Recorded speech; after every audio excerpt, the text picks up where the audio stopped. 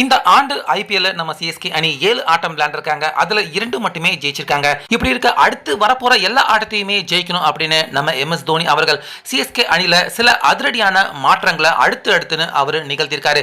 So அந்த லிஸ்ட்ல ராகுல் திரிபாட்டி அவரை தற்போது வீட்டுக்கு அனுப்பிட்டு, அதாவது அந்த பிளேயர் எங்களுக்கு வேண்டாம் அப்படின்னு கம்ப்ளீட்டா ஐபிஎல் விட்டு அவரை வெளியே அனுப்பிட்டு அவருக்கு பதிலா கொடூரமான ஒரு ஆல் ரவுண்டரை அதிரடி மன்னனை இரண்டாம் பாதியில இருந்து நம்ம சிஎஸ்கே அணிக்கு உள்ள கொண்டு வரத்துக்கு வேலையில தற்போது நம்ம எம்எஸ் தோனி அவர்கள் இறங்கியிருக்காரு. அதாவது இந்த தொடர் ஆரம்பிச்சதுல இருந்தே நம்ம சிஎஸ்கே அணி பக்கம் நம்பி எடுத்த பிளேயர்கள் யாருமே கை கொடுக்கல.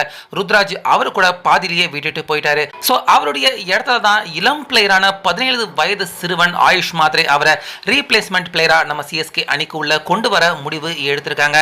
சோ மும்பை இந்தியன்ஸ் அணிக்கு எதிராக விளையாட போற ஆட்டத்துல ரஷீத், ரச்சின் 2 பேருமே ஓபனர்களாக வர போறாங்க. ஆயுஷ் மாத்ரே 3வது பிளேயராக களம் இறங்க போறாரு. சோ இப்படி இருக்க இதுக்கு நடுவுல இன்னொரு முக்கியமான முடிவையும் நம்ம தோனி அவர்கள் எடுத்திருக்காரு. அதாவது சவுத் ஆப்பிரிக்காவை சேர்ந்த இன்னொரு ஆல் ரவுண்டர் அதிரடி நாயகனான இளம் பிளேயரை சிஎஸ்கே அணிக்குள்ள இறக்கியிருக்காரு. சோ யாரு இவர் அப்படின்னு பாத்தீங்கன்னா, சவுத் ஆப்பிரிக்காவை பொறுத்த வரைக்கும் தற்போது இவரை குட்டி ஏபிடி டிவிலியர் அப்படின்னு இவரை பாராட்ட ஆரம்பிச்சிட்டாங்க.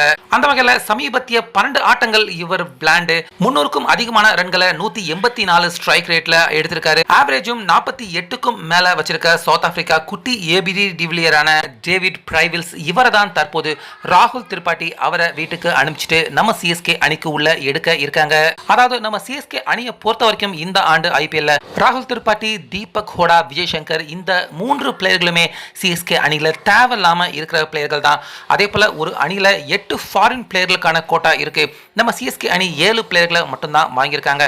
ஸோ இந்த 3 பிளேயர்கள்ல யாராவது ஒருத்தரை ஒட்டுமொத்தமா இந்த ஆண்டின் ஐபிஎல் இருந்து கம்ப்ளீட்டா சிஎஸ்கே அணியில இருந்து வேண்டாம் அப்படின்னு நீக்கிட்டு அந்த ஒரு ஃபாரின் பிளேயருக்கான கோட்டாவில் தான் தற்போது டேவிட் பிரைவிஸ் அவரை சிஎஸ்கே அணிக்குள்ள கொண்டு வர இருக்காங்க. அதே போல டேவிட் பிரைவில்ஸும் சமீபத்தில் அவருடைய சோஷியல் மீடியா பக்கத்தில் சிஎஸ்கே அணியை மென்ஷன் பண்ற மாதிரி முழுக்க எல்லோ கலர் ஒரு புகைப்படத்தை அவர் வெளியிட்டிருந்தாரு.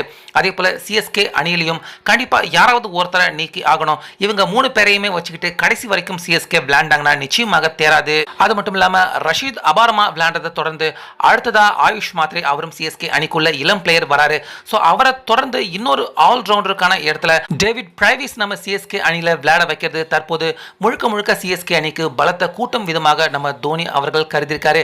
அதனால ராகுல் திரிபாட்டி, தீபக் ஹோடா இல்லனா விஜய் சங்கர் யாராவது ஒருத்தரை வீட்டுக்கு அனுப்பிட்டு அவங்களுடைய இடத்துல முழுக்க அதிரடி ஆட்டக்காரர், அதே போல ஸ்பின் பவுலர் ஆல் ரவுண்டரான டேவிட் பிரைவிஸ், குட்டி ஏபிடி டிவிலியர் அப்படின்னு சொல்லலாம், இவரை சிஎஸ்கே அணிக்குள்ள கொண்டு வர போறாங்க. இது நம்ம சிஎஸ்கே அணி அடுத்து விளையாட போற 7 ஆட்டங்கள்ல நம்ம சிஎஸ்கே அணிக்கு வெற்றியை தேடி தருமா?